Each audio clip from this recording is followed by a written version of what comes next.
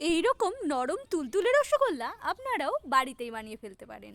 এর জন্য প্রথমে আমরা মিষ্টির শিরাটাকে বানিয়ে সেটাকে আলাদা পাত্রে রেখে দেবো। এরপরে আমাদের কাজ হলো রসগোল্লার প্রধান উপকরণ ছানা তৈরির কাজ। এর জন্য বাড়িতে থাকা লেবু অথবা ভিনেগার দিয়ে আমরা ভালো করে দুধটাকে ফাটিয়ে নেব এবং সেখান থেকে প্রাপ্ত ছানাটাকে ভালো করে ধুয়ে নিয়ে একটা পরিষ্কার কাপড়ে ছেঁকে নেব।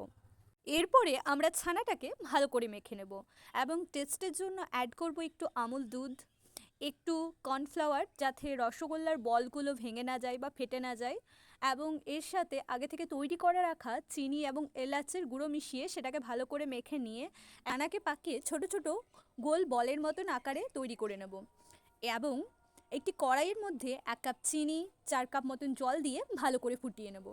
এরপরে এই ফুটন্ত জলে আস্তে আস্তে আগে থেকে তৈরি করে রাখা রসগোল্লার বলগুলো এক এক করে দিয়ে দেবো এবং 10 মিনিট মতো একে ঢাকা দিয়ে এইভাবে রেখে দেবো।